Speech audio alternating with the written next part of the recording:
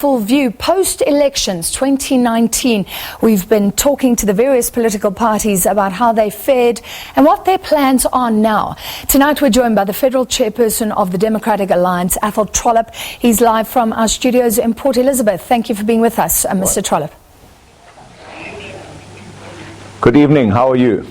Good, thank you. How is the party? This was the first time the DA did not grow at a time when the ANC had many of its own goals. Has there been a somewhat somber mood since elections? You look, we didn't grow. We went backwards by 1.4%. Arguably, we had some own goals of our own. So it wasn't a good election. We're very disappointed, but we're not devastated. There were reports that Mmusi Maimane would possibly be replaced. Has there been talk of that amongst leaders? Well, I don't know where these reports come from. People seem to make this election a referendum about Mmusi Maimane's leadership. And I find that curious because, there was a chorus for Jacob Zuma to go for many years, and Cyril Ramaphosa had a record bad election for the ANC. They went back 5 percentage points. And Bantu Holomisa has presided over the United Democratic Movement for the last 20 years, and they've gone backwards in every single election and almost wiped out in this one. But no one's calling for his head. In the Democratic Alliance, we believe that Mmusi Maimane is our leader. He led us magnificently from the front in this campaign. It was a tough election for all the political parties, and there's absolutely no talk in the DA of Mmusi Maimane going, but lots of it outside of the DA, and that's just collateral noise as far as we're concerned. Can you confirm the reports that he did write to members saying that he accepted personal responsibility for the poll results? Well, he did, and so do I. That's what leaders of political parties do. We obviously didn't go into this election expecting to lose 1.4%. We expected to do better than that, and we didn't do better than that. So we must take responsibility for it. But we and the Federal Executive met on Monday, and the whole Federal Executive believed that we did everything in our power. We will have to learn some lessons. We are going to embark on a review process, and I met Mmusi Maimane in Cape Town today to discuss that review and how it's going to be put together. And we'll learn lessons from it. I said to a journalist the other day that when we go and play rugby against the All Blacks in New Zealand and we lose a match against the All Blacks, nobody calls for the head of the captain. But the captain and his team go back to the drawing board, they learn from their lessons, and then go back to New Zealand the next year and hopefully try and win against the All Blacks. That's what politics is like. That's what politics is about. And I said to Mmusi Maimane to console him, because obviously he was devastated. I said to him that history doesn't remember the generals that won every single battle or the politicians that won every single election. History remembers those that can come back from losing elections or not doing as well in elections as expected. And I think history will remember Mmusi Maimane in years to come as somebody who took the DA into new territory and went forward in a number of elections, especially in 2016, and then went backwards in this one. And I'm sure we will rebound. We'll be back contesting for power in many more local municipalities and metros across the country in 2 years' time. I was talking about soccer, then everybody wants the coach's head. But Mr. Trollip, seriously, many commentators are seeing a disjuncture.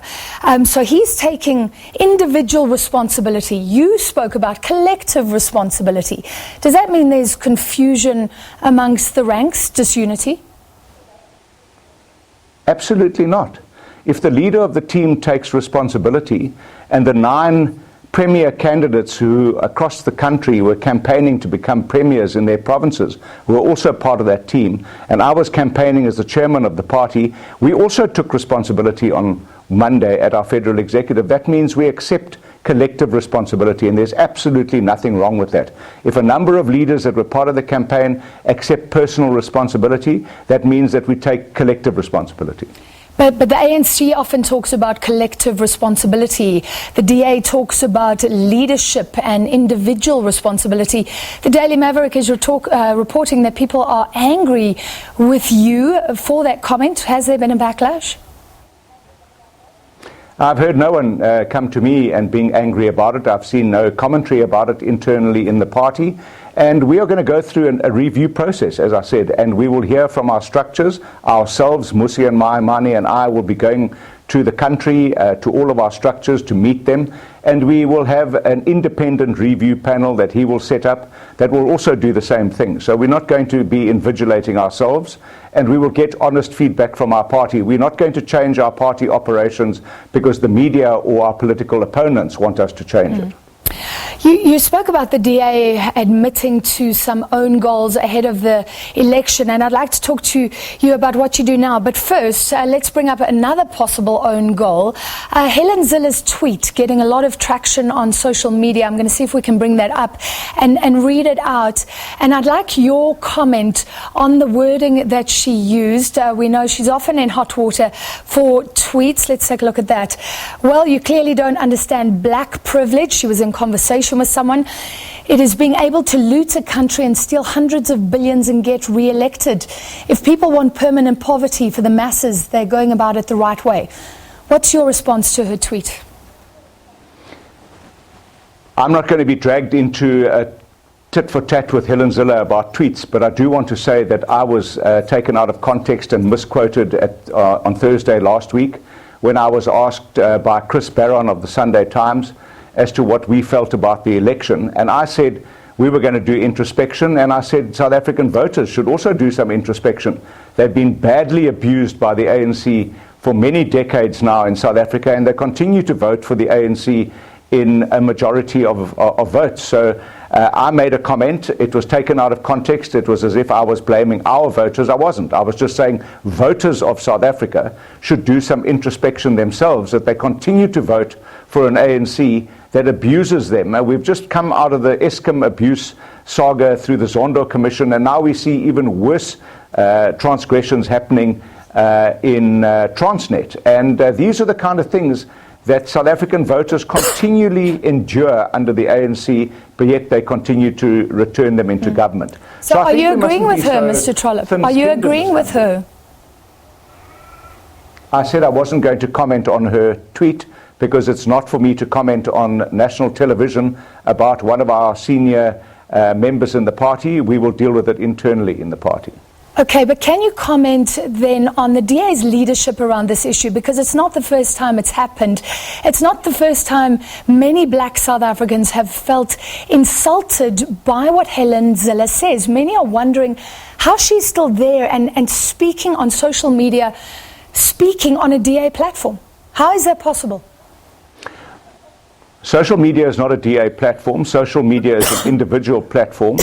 And it's not a DA party platform. I want to make that clear, first of all. Secondly, there are many comments on social media that are aimed at the Democratic Alliance and other cultural and racial groups in this country that go completely undetected, or people don't care about them. They seem to zone in on everything that Helen Zille does. But we as a party will look at it again.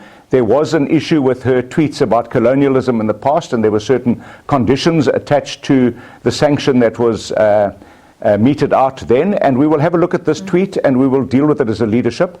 But I also want to just say, let us just please be fair in this country. There are tweets being put out by people like Ace Magashule on a daily basis, and the media hardly gives them any attention, and each is more outrageous than the next. So let's hold all political parties and all political leadership to the same scrutiny, and South Africa will be much better off for it. Can I disagree categorically? There's a whole book written about Ace Magashule that's received extensive media coverage. The fact is Helen Zille is a DA leader, and this has happened before. My question is the leadership of the DA ever going to take action on this issue, because it's ongoing? Let me disagree with you categorically and ask you whether Cyril Ramaphosa is going to take action against Ace Magashule and his ongoing behavior. Well, that's something I would ask him in an interview. Trust me on that, Mr. Trollip. I look forward to it. I look forward to it. Let's talk about what you're going to do now. You spoke about the party introspecting. Since then, Gwen and Gwenya's decision not to take up her post as an MP has sparked a lot of speculation. Is this about DA policies around race, etc.? Are you out of touch as a party with the racial politics in South Africa? Absolutely not. I think you'd have to ask Gwen Ngwenya why she resigned from the party. I have not seen the reasons that she submitted, but she has resigned, or she hasn't resigned. She has declined to take up her seat in Parliament. As far as being out of touch with race is concerned, I believe that the DA's offer of One South Africa for All is the most cogent offer to all South Africans around race. We are saying we want to create a country in South Africa where everyone will feel comfortable in one political party, where nobody is treated differently, nobody is treated in a patronizing or a parochial kind of way because of the color of their skin. And that's something that has never been done before. It's misunderstood in this country. It's a mission that we are not going to abandon. In fact, we are more determined than ever to move on with our endeavours to create one party or one South Africa for all. And then if you look at our parliamentary representation and our representation in all the provincial legislatures, no other political party looks vaguely like a party for all South Africans. The only one that does is the Democratic Alliance. We represent all communities, all cultures, all languages, and multiple religions in our parliamentary representation. We're very proud of that. And we are going to work even harder to make sure that it becomes more and more representative of our diverse country with many divergent views. Do you believe there's any issue with the DA laying out clear policies? So some of the commentators looked at the FF Plus growing, maybe because you weren't strong enough in articulating your policy on land. Others say you kind of don't like BEE, then you do. You copy policies as they come along. Gwen Ngwenya resigned as policy head and said that this was a weakness. Do you agree? There are many reasons why Gwen Ngwenya resigned from our policy unit, and I'm not going to discuss those on television. But let me just tell you, our position on broad-based black economic empowerment has not changed since 2013. It was never an issue when Helen Zille was the leader.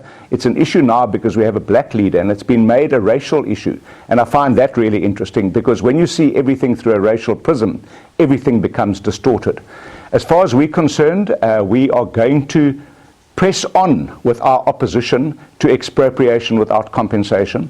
The DA, not the Freedom Front Plus, attended every single one of the public hearings. We have a parliamentary position on it. We have said that we will contest expropriation without compensation in every legislature and parliament in this country. We will contest it in courts of law nationally and internationally. There's nothing unambiguous about our position on expropriation without compensation. We believe that Section 25 of the Constitution only endorses the Bill of Rights, where ownership of property is one of those entrenched rights. And we know that if that gets undermined, our whole economy and the future of this country will be undermined. So we are more determined than ever. We find it really interesting that President Cyril Ramaphosa is changing his position on a daily basis on this matter, and he seems to be tiptoeing around it now, just like he did around the issue of the nationalization of the Reserve Bank, where he said in Davos categorically at the World Economic Forum that he would not nationalize the South African Reserve Bank, and 2 weeks later he came back into Parliament and said he would. So the people that are undecided and ambiguous about expropriation without compensation are the ANC, not the Democratic Alliance. All right, Mr. Trollip, we appreciate your time tonight. That was the Federal Chairperson of the Democratic Alliance, Athol Trollip. Now, coming